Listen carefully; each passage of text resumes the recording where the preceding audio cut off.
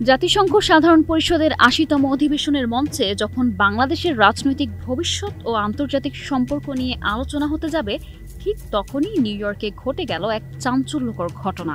এনসিপির সদস্য সচিব আক্তার হোসেনকে লক্ষ্য করে ডিম নিক্ষেপ করলেন যুক্তরাষ্ট্র যুবলীগের আলোচিত নেতা মিজানুর রহমান চৌধুরী। ঘটনার পর পালিয়ে না গিয়ে তিনি ফেসবুকে একটি ভিডিও সংযোজন করে সেখানে লিখেছেন, খেয়ে দিয়েছে আক্তারকে।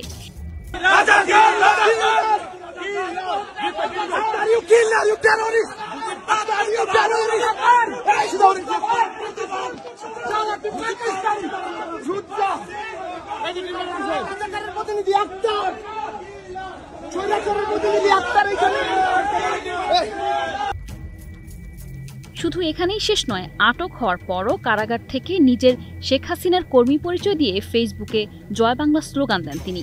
জানা গেছে, মিজানুর রহমানের বাড়ি সিলেটের জকিগঞ্জ উপজেলায়। তিনি সিলেট জেলা যুবলীগের সদস্য এবং দীর্ঘদিন ধরে আমেরিকায় সপরিবারে থাকেন। তার ভাইও নিউ ইয়র্কে আওয়ামী লীগের রাজনীতির সাথে জড়িত আছে। এদিকে কেন এনসিপি নেতা আক্তারের উদ্দেশ্যে ডিম নিক্ষেপ করা হয় জিজ্ঞেস করা হলে যুবলীগের সেই নেতা বলেন, আক্তারের কারণে একটি স্বাধীন দেশ টেররিস্ট রাষ্ট্রে পরিণত হয়েছে। মিজান যখন শুনেছেন আক্তার নিউ ইয়র্কের মাটিতে, সাথে সাথে তার ধানমন্ডি ৩২ নম্বরের কথা মনে হয়েছে এবং বাংলাদেশের ৪.৫ কোটি আওয়ামী নেতাকর্মীদের ও সমর্থকদের কথা মনে হয়েছে। মিজান বলেন, আক্তারকে ডিম মেরে অন্তত বাংলাদেশের কোটি কোটি নেতাকর্মী ১৩ মাস পর একটু হলেও শান্তির নিঃশ্বাস নিতে পারবে, তাই তিনি সেটাই করেছেন। তিনি সরাসরি আক্তারকে জঙ্গি ও টেররিস্ট বলে আখ্যা দিয়ে অভিযোগ করেন যে এই লোক দেশের ভাবমূর্তি নষ্ট করেছে এবং বাংলাদেশকে একটি জঙ্গি রাষ্ট্রে পরিণত করেছে।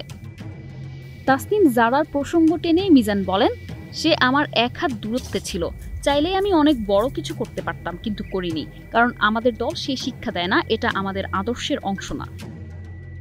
এদিকে সোমবার রাতে জ্যাকসন হাইটস নবান্ন রেস্টুরেন্টের সামনে থেকে নিউ ইয়র্ক পুলিশ এই যুবলীগ নেতাকে গ্রেফতার করে। পরে অবশ্য জামিনে মুক্তি পেয়েছেন বলে জানা গেছে।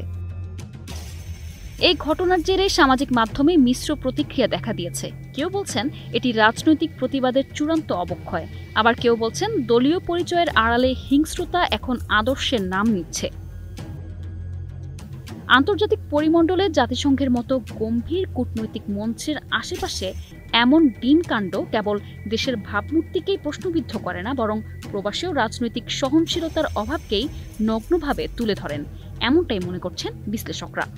তাদের মতে রাজনৈতিক মতভেদ থাকতেই পারে, কিন্তু আন্তর্জাতিক মঞ্চে তা যদি হিংসার রূপ নেয়, তবে প্রশ্ন উঠবে, কে আসলে দেশের মুখোশ খুলে দিচ্ছে আর কে মুখ রক্ষা করছে। নিশা আলম, নিউজ ডেস্ক, ২১ টেলিভিশন।